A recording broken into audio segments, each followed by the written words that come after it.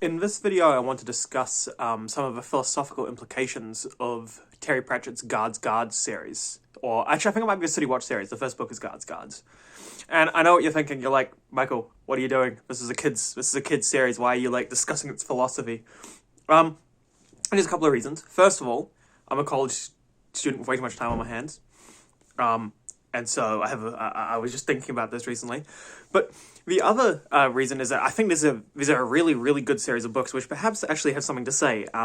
Whether Terry Pratchett intended to say this or not, I'm not entirely sure, but it's always interesting to kind of explore the ideas that some books present to you, even if the author didn't necessarily intend to present those ideas. Sorry, got a bit of the old COVID. So the philosophy that I wanted to talk about is how Pratchett presents the idea of a benevolent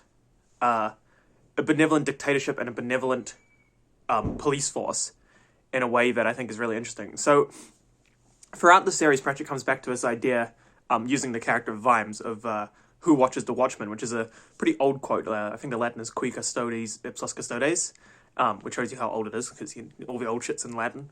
And this quote, who watches the Watchman, is basically the idea of, if you have a group of people that are designed to watch society or watch a certain aspect of society, right? Well, then who do you have watch them? And if you're like, well, I just get some other people to watch them, well, then obviously you can go to infinity because who watches the people who watch the people who watch the people who watch the people? And so obviously this is a bit of a difficult conundrum to answer. And the answer that Terry Pratchett presents through the character of Vimes is that who watches the Watchman is a Watchman. Which is an interesting idea and seems perhaps a bit counterintuitive to begin with, because the Watchman can't watch the Watchman because they're being a Watchman, right? As in, that is to say that, it's to say we move this into a modern context, it wouldn't really make sense for police officers to be the only ones with oversight over police officers, because that would, have inherent bias and they are a police officer, right? And so there's no one independent watching them. But the idea that Pratchett presents is that if you have a benevolent individual in charge of your police force, and this isn't just police force, this could be any sort of oversight or any sort of watchman. So another example of a watchman might be the Supreme Court in the United States, which is designed to watch over the other branches of government, or perhaps oversight committees in other countries or whatever. Anything that's designed to watch. And Pratchett presents the idea that those people can watch themselves as long as they are morally put together and are aware of this problem and are deliberately watching themselves. So this is an interesting idea, and I'm not entirely sure how much I agree with it, because I think that in a lot of places it has been shown that having the Watchman watch the Watchman is in fact a bad idea, because what they will do is, if they mess up, they will protect themselves and protect others within their group.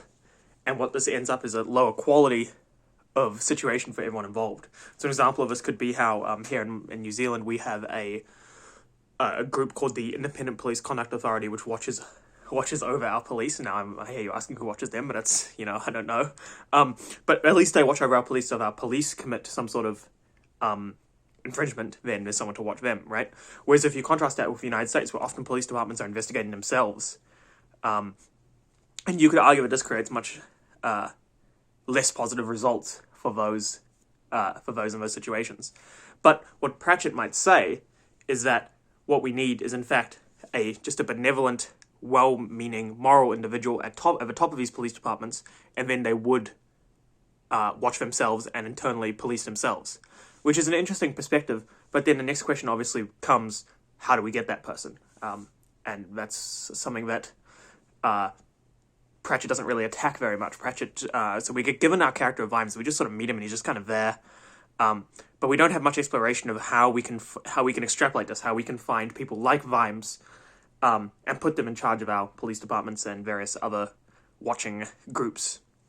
So that's one aspect of Pratchett's philosophy. But then I wanted to pivot also into the character of Vetinari, who is sort of this idea put into a different form. So Vetinari is I believe he's a little bit of an exploration of the whole Platoist philosopher kings idea, which is that so Plato had this perspective that the best way to run a government was that you have a king, that is to say a dictator, but he is a philosopher, and he's real smart and, big brain.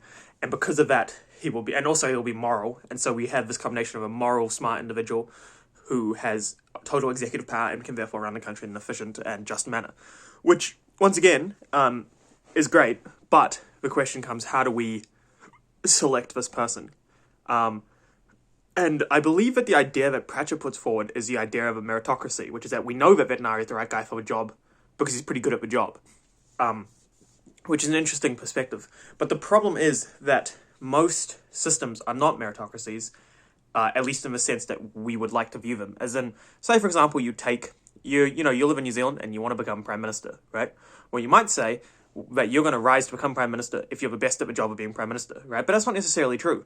You're going to rise to become Prime Minister if you are the best at moving up the chain, right?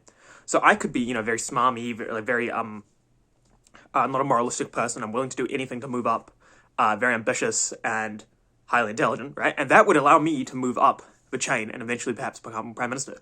But those qualifications wouldn't necessarily make me good at being Prime Minister, right? And so the way that Western democracies deal with this problem is by attempting to often institute checks and balances and various procedures to limit the power of the executive. And thus, even if you do have that sort of situation happen, they can't do too much damage is the idea, and they can't enrich themselves personally too heavily. But in the Platoist idea of a philosopher king, they have absolute executive power. And so, say that, my analogy came true, my example came true, and you do have a moral individual, highly ambitious individual who may not be necessarily best at the actual job, gets in charge, there would be no necessary checks on his power. And we can see this in the world of Discworld with Vetinari, where there are no checks on his power, he's an absolute dictator.